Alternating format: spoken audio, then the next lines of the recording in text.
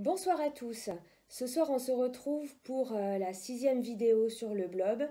J'ai supprimé celle que j'avais fait avant parce qu'elle me plaisait pas du tout. Et comme là, en 2 jours, j'ai fait des expériences, je vais profiter de cette nouvelle vidéo pour vous les présenter. Avant toute chose, je voulais vous dire que je suis à la fois stressée et impatiente. On a reçu le protocole du CNRS pour l'expérience sur le réchauffement climatique. Alors, le protocole lui-même, il a 42 pages. Il y a à peu près 6 jours, je crois, à faire avant l'expérience, si j'ai bien compris, pour réveiller les sclérotes et préparer le matériel, c'est-à-dire numéroter et marquer en fait avec un petit trait pour la gélose. Enfin bon, c'est hyper compliqué. Toutes les boîtes de pétri. Donc j'espère que malgré tout ça, on va tous réussir à faire cette expérience, qu'elle sera concluante et qui pourront en tirer de bonnes conclusions. Alors maintenant, je vais vous parler des expériences que j'ai faites moi de mon côté. Donc d'abord, j'ai monté un peu le chauffage chez moi parce qu'il faisait froid. Donc là, on est à 22 degrés à l'étage, c'est plutôt pas mal. Alors moi, j'ai fait des expériences sur la nourriture, c'est-à-dire que j'ai mis... j'ai redécoupé un petit peu les blobs, donc en forme de rond avec un emporte-pièce. En fait, j'ai pris un bouchon d'orangina comme il préconise pour l'expérience du CNRS. Donc j'ai mis le blob au milieu de sa boîte de pétri et autour j'ai mis plusieurs choses à manger. Et donc pour voir ce qu'il préfère, sachant qu'il va se déplacer vers ce qu'il préfère. Alors pour commencer, on va parler de Shana. Je vais vous la montrer maintenant. Voilà. Et donc ensuite, il y a une photo qui va s'afficher à l'écran. Alors comme vous voyez, j'ai marqué des dates précises avec des heures précises. Et donc c'est les heures et les dates auxquelles j'ai observé chaque blob. C'est-à-dire que j'ai pas fait Shana 20h et puis Kilian 23h. Non, non, non. C'est vraiment la même heure, donc au même moment. Alors Shana, je l'ai nourrie avec de la pâte de fruits Isostar.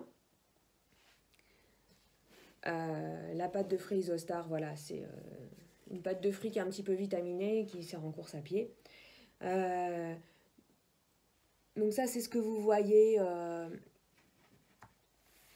La pâte de fruits, c'est ce que vous voyez qui est beige, enfin marron clair, à gauche de la photo. Donc on va faire dans ce sens-là. Au-dessus, donc j'ai mis des barres de fruits secs, enfin de fruits séchés gerblés. J'ai mis un petit peu de flocons d'avoine quand même pour être sûr qu'elle ne meurt pas de faim si elle aime rien du tout. Et en dessous, alors ça a complètement disparu, j'ai mis du gel, donc du gel beurre de cacahuète de la barre Aptonia. Et j'ai mis de l'isoxane, c'est-à-dire une boisson isotonique qui sert beaucoup dans le sport. Donc dedans on trouve des vitamines et des minéraux. Et c'est tout simplement une boisson qui sert à récupérer ce qu'on perd en transpirant. Donc vous voyez, Shana s'est dirigée vers rien, mis à part les flocons d'avoine. Donc en fait, il n'y a rien de cette nourriture qui lui plaît. Alors ensuite, on va parler de Jean-Paul. Il est là. Alors, vous voyez sur la photo que Jean-Paul a été nourri, bon là c'est plus facilement reconnaissable, avec de la clémentine, une capre, des flocons d'avoine. Donc les flocons d'avoine, c'est vraiment pour être sûr qu'il ne meurt pas de faim et que si jamais il aime rien, il mange quelque chose. Du radis noir et de la carotte. Donc, on voit que dès le début, Jean-Paul s'est tourné vers à peu près tout sauf la capre. Ça a continué et au final, il mange de tout sauf de la capre. Alors maintenant, je vais vous montrer Kilian. Là, ce soir, il est comme ça. Alors, Kilian, vous le voyez sur la photo. Il a été nourri avec, en haut, du brie. On va tourner dans le sens des aiguilles d'une montre. Du sucre, mais le sucre a fondu. Des flocons d'avoine. Du napolitain, vous savez, le gâteau. Et une barre de céréales de la marque Aptonia. Donc, on peut voir que Kilian se dirige progressivement vers tout. sauf le napolitain. Alors la barre de céréales, je ne sais pas si vous voyez, mais on dirait qu'il y a des sortes de flocons d'avoine dedans, avec du sucre ou du miel en fait. Donc je pense que oui, effectivement, ça peut lui plaire. Alors, pendant ce temps-là, donc j'avais commencé l'expérience un petit peu avant avec Maurice. Donc voilà, vous voyez sur les photos que Maurice a commencé par se diriger vers le pain et ensuite vers la salade. Donc finalement, la salade, c'est quelque chose qui lui plaît aussi. Sachant que, je ne sais pas si je l'avais dit ou si vous vous en rappelez, donc j'ai mis des flocons d'avoine aussi. Et ce qui est marrant en bas, c'est de la pâte à tartiner au chocolat, mais bio en fait. Alors, ensuite, j'ai essayé de faire fusionner plusieurs morceaux de blob. Donc voilà, sur les photos qui s'affichent à l'écran, vous voyez que j'ai essayé de faire fusionner Anissa et Shana, ça fonctionne bien. Jean-Paul, Kylian et Karen, ben, ça fonctionne bien aussi. Alors ça, ce sont mes sclérotes, donc je pensais en faire des sclérotes. Finalement, c'est des morceaux de blob qui me servaient à pas grand-chose. Je les ai laissés complètement à l'abandon dans une boîte de pétri et je sais pas du tout où ça va aller. Alors ensuite, pour terminer avec, enfin presque terminer avec cette expérience, j'ai essayé de faire grandir des morceaux d'Anissa et de Karen pour voir comment les blobs grandissent. Donc voilà, vous voyez les photos. C'est assez concluant, je trouve.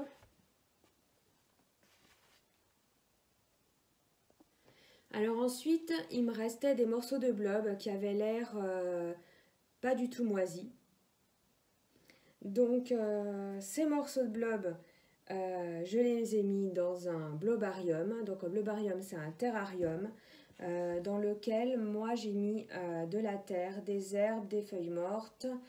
Qu'est-ce que j'ai mis encore? Des morceaux de bois avec un peu moisis avec de la mousse, des cailloux pour que ça ressemble le plus possible en fait au sol qu'on peut trouver dans la forêt.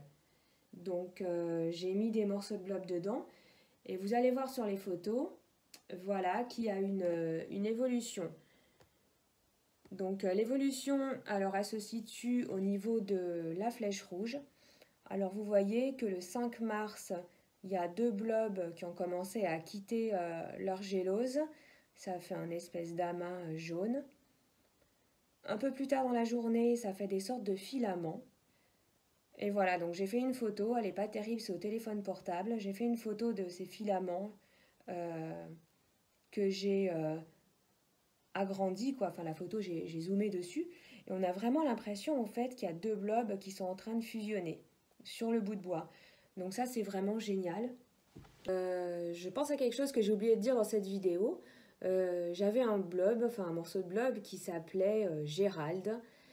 Et en fait, Gérald, il a un jour, je suis revenue du travail et Gérald avait complètement moisi. Donc il y avait l'espèce de moisissure infâme avec les fils. Donc les restes de Gérald et des restes de blob qui sentaient pas très bons, je les ai mis dans le jardin.